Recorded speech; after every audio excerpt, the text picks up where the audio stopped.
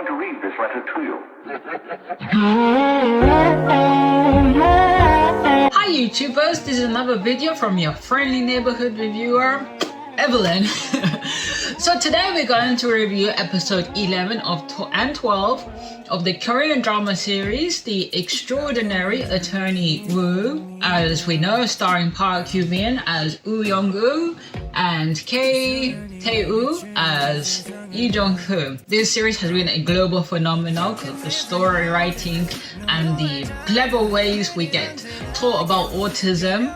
So if you're curious about the other episodes, I suggest you watch my other videos that I did covering the first half of the series. I'll see if I put up here a thumbnail. So before we dig into episode 11 and 12, I want to say a big thank you to all the new subscribers. You don't know how much I appreciate it. Please keep the channel growing, and to any new viewers, I'd appreciate it if you hit the subscribe button so much.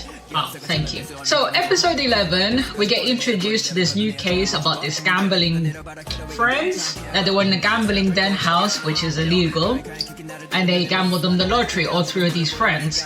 But then afterwards, one of the friends gets all the numbers, and before that they promised to share the prize money. So of course we know that goes wary when it comes to money and for men. And then afterwards we see Woo Young-gu waiting in the office building reception for Lee Jung-hoo, and then we get a flashback of the kiss that happened at the end of episode 10. Episode 11 predominantly is seeing more how the relationship between Lee Jung-hoo and Woo Young-gu would work, and seeing the feelings develop. How can they coexist as a couple? Because Woo Young-gu, for all she is, she's honest. She has no idea these feelings that she has, so she's quite anxious. She wants to see Lee Jung-hoo, and she's very direct. That's one thing about Woo Young-gu that you know, sometimes directness can tell the other person, you know, the honest truth. And I think that's what attracts Lee Jung-gu to Woo Young-gu, that he gets to speak to somebody who's honest, that's not hiding behind things. I'm gonna be honest with Lee Jung-hoo. He's great and everything. Everybody on Instagram is saying he's a walking green flag, but I think he's hiding a little bit too much for the realization what it means to be in a relationship with Woo Young-gu. Like how much. But then again, that's the other thing. You know, many people in their lifetime, they have different girlfriends, different boyfriends. Sometimes people get married 4 different times. So as a viewer, we get hung up in the whole first love thing. But as well, if Yumi Cells, I've never seen it.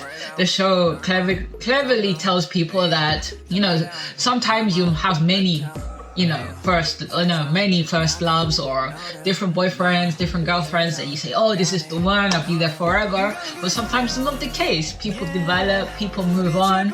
So I feel like that Woo Young-gu, you know, she could survive. If, you know, I'll be sad. I would want both of them to stay at the end of the series. If they are going to do a season 2, and since the actor Kang Tae-ho has to go to the army, maybe they might explain that. God knows. God knows. That's the only thing we can say. If they kill him off, okay, whatever. But anyway, back to the episode. We can really see that Woo Young-gu, she wants to see him. She has these feelings. So you kind of feel like she's kind of like a little fairy following him, or like a little puppy. Because when there's that classic scene, I'll insert here, where Lee Jung-gu is there working and one of his colleagues says, you know, Jinoshi, and then he goes and turns around to see Woo Young-gu like from our office, opening the office blinds, and you could just see her big eyes, Park Hyun-bin's big eyes, and that really cute scene. Like at first, Lee Jung-gu is kind of like, you know, like, oh my god, and then he stares and then he blinks, and then she gives these most subtlest blink. Is through this that part of communication, and then we see a level of connection. That's why I don't want them to break up, because I think the other part that attracts him to her is he's able to connect to her on a completely different level, not in a superficial level with hand holding, touching and stuff, but in a more of a spiritual connection. When he's about to go into her office, gets stopped by another colleague, so he puts his hand against the glass wall, his palm, and then Woo Young-gu like goes and places her hand in the other side in the office, and there's that level of connection because of course Woo Young-gu, we're having autism, holding hands or physical contact for her is like super tough, but in that moment we see that brief moment that they connect. So the case predominantly is like there's the two two friends against the one guy that had the lottery ticket, and one guy has a wife and he comes in acting so nice, carrying his wife from the back and everything, and then we see Eun having to deal with going into a den house, being looking real shady, and then she's very insistent that the truth needs to be told. So later on, just to skip to the fact, we find out that they win the case. We find out that the husband of one of the reading friends, everybody gets their share as was legally declared, but the husband turned out to be a cheater and a gambler. And the poor wife only came up to realize this when the husband didn't want to give nothing for his kids or her, or to buy a new house, because the wife had been working in a kimbap shop. She's like being, the sole provider, in which to me that's a big red flag if you're having your husband who's a serial gambler and having to lost money. Woo, we can kind of see that she feels for the wife. We can see that sense that Woo has this great sense of justice, and like anybody else, she truly feels bad when people are lying, cheating and stealing. So she's very insisting in helping. And then we also see that Woo goes and talks to Cho So-young about how to realize he's somebody, the guy's planning to divorce his wife. So we get a great scene with like Woo and Cho So-young and also Lee Jung-gun. They're trying to explain to Eun-young, okay, since she can't say the details of the case, let's pretend, these salt papers are like, let's make them as fake characters, so kind of like an analogy. And in episode 11, we see Jung Hee-ju, like really, we can kind of understand maybe he's researched about autism. The reason we're gonna get to that is particularly the ending. He helps Woo Young-woo in those moments where she's having trouble, like connecting the analogy together and helping to explain that. That's great, but I could see this becoming a hindrance because, of course, the balance of the relationship will feel maybe unequal. And I believe probably by episode 13, I've seen the promo, she might have to realize that part, that she might be seen as weak. And I do hope by the end of the series that Woo believes in herself more, because I feel her self-esteem is quite low for obvious reasons because of the constant bullying. She has a good, strong support system, but I do believe she'll find her own way, because the main thing that the character Woo stresses always, despite her disability, it's her choice. She's an adult, and she can make the choice about what's good for her. So therefore, all these things that was going, the subplot of the mom and the dad, and ultimately she'll make the choice of what would be good for her. Right now she's learning about life, finally stepping out like anybody, starting their job after finishing university. And I do believe she'll come out stronger at the end of the series, no matter what. Oh, that was my train of thought. And then afterwards, we realize that our realization comes true. The husband goes and wants to divorce the wife, and the wife goes back to the law firm to ask for help. But unfortunately, they can't really help her because the cases are so related. They went and defended her husband. So as they were coming back from the kimbap shop, on the other side is the husband there with a new car and all that kind of balloon. He wants to go and follow the wife to force her to sign the papers. So the wife, Lee Jung-woo and Woo Young-woo decide to go back into the car, and the husband gets into the car. And then we get that scene where he gets hit by a rubbish truck, and the husband dies on the scene.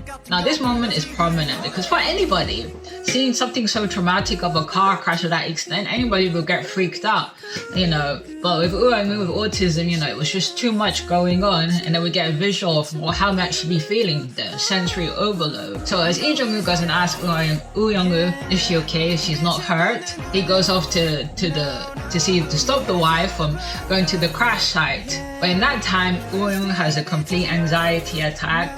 You see all symptoms of autism, what they say about stimming, trying to soothe herself, and she has a full-blown anxiety attack. And in that moment, Lee Jung-woo, he swoops in. In that moment, I didn't know, it's only after further reflection, I kind of realized that Lee Jung-woo read out about autism and ways to help people if they get through a certain anxiety attack. He goes and grabs her hands, and then afterwards hugs her from behind. And then despite that, Woo Young-woo gathers the strength to tell him to hug her tighter, so all the anxiety that she feels could be let out. So that moment was really intense, and we could feel the fear in Lee Jung-woo's voice, seeing such a reserved person, usually not expressive, to go and be in a full-blown anxiety and pain. we can see him like feeling that fear, and then like when he was hugging her, we can see that they're trying to soothe her, which you know, it was like wow, he stepped in. And of course, by the end of episode 11, we get a jump forward. The weird thing about the last bit of episodes from the series is they have these weird cuts where there's one point, a focal point in the moment, and then it transfers to it's like already nighttime when it's from day to night, and then we don't really get any in betweens. We have to infer a lot of things. Okay, so hey, whatever.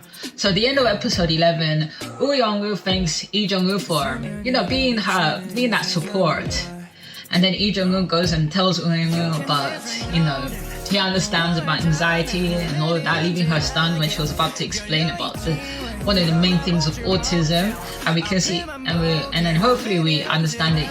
Woo Young-woo recognizes that Lee Jung-woo has like been reading up, and he goes, and of course, you know, everybody's probably seen this when Lee Jung-woo goes and explains to Young-woo about this chair in France that for people with autism, like it inflates, keeps them that sense of, you know, pressure of relieving anxiety. And then she goes and says, oh, like where can I find this chair in Korea? And then he said, well, why would you need a chair? I can be there for you. But then again, in that moment, the thing is, I don't know whether Lee Jung-woo may be a little naive, but I don't know. He says these statements to a person with autism like a finality. You can't tell people these things if it's a finality. And like with what something that I read on YouTube saying that Kantego is maybe not, if there is a season 2, there won't be in season 2.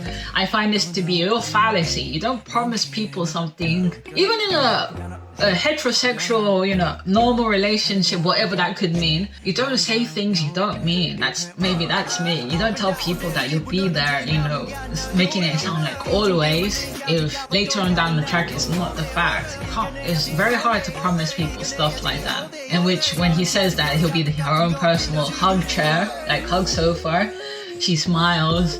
And then in this case, we got the first kiss from episode 10. At the end of episode 11, we get the second kiss, where we can already see the trust being formed that Lee Jung-woo goes in for the kiss, but gently touches her on the shoulders, and she's receptive.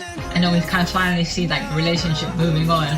But the big funny bit at the end of episode 11 is Woo Young-woo's father sees this, and he's left shocked. So episode 12, we're gonna move on, is primarily about a case of this company that restructuring their workforce, forcing married couples to separate due to work constrictions, and the case is about discrimination against, you know, the women. And in episode 12, we get introduced to this other attorney called Ryo Suk, can't remember the name, this female attorney that they're fighting for the injustice. And I believe that the attorney made this offer to Woo Young-woo about working, well, lightly, gently, about why not working for me. I think that would be the best course, because Hambada is a seedbed for corruption and double dealing and everything in between. So I think that would be a better fit. That she'll feel, that woman will feel like that she can be fighting for worthy causes. Kwang Min-yu, the little snake he is actively trying to get Woo Young-woo fired, because he went to Woo Young-woo's mother to say, I know your secret. I know you have a secret love child. And the mother's like, you can work for me, because that's what Kwang Min-yu wants, but I want you to get Woo Young-woo to get, either she leaves the job for her own will or she gets fired. And when Kwang Min-yu asks why, she's like, oh, that's my business. That puts me back to the theory that the mom in some twisted way wants to help, which I find that to be stupid. Not first have a conversation with her, and that misconception that she has no free will or choice whatsoever, in which she's clearly shown in every episode she has. If she's unsure about something, she makes her choice about how to deal with it in any good or bad manner. So in this one, episode 12, we see that active kind of like sabotage that he's trying. I hope on episode 13 they connect that together, because Cho So-young sees Kwang Min-yu coming out from Young-woo's office, and we can see the connection there. There's a witness, and hopefully he gets a change of heart seeing how ridiculous he's being. And also the theory about him being half brother, that got blown up from the water. He's not, so hey, he's just, you know, a little weasel. That's what he is. And of course, episode 12, we see that the relationship between Lee Jung-woo and Woo Young-woo, they are so busy being together that Lee Jong-un doesn't manage to define the relationship to her because he needs to remember that, she takes everything literally to heart. So there's that confusion where Young-woo goes and tells Junoshi, oh, like my dad saw us kiss, and then he's surprised, like, oh my god, and she's like, oh, I won't take you to him because we're not dating yet. And then Junoshi's like, Lee Jong-woo's like, what do you mean we're not dating? What have we been doing all this time? And then we get that cute montage of all the things that they were doing, in which he did it anyway, even if he found it embarrassing. And Young-woo says, if you didn't like doing these certain things with me, like, why do it? And we get this role reversal when Woo Young-woo was saying doing nice things for Junoshi because she liked him. This time, Lee Jong-woo tells Woo Young-woo, even though I may have not wanted to do those things, I did it because I like you. Which we get another cutaway and we get no resolution on what's next. So episode 12 was a little bit more of trying to build the pieces together, because remember people, we only have 4 more episodes left until this series ends. My hopes for them, okay, I do want to see them together and so on. But anyway, we're gonna cut it at 16 minutes this video. I want to say again, a big thank you to all the new subscribers. Leave your comments down below if you want Woo Young-woo and Lee Jong-woo to stay together, and do you think there will be a season 2? So as I leave you guys, stay safe. Bye.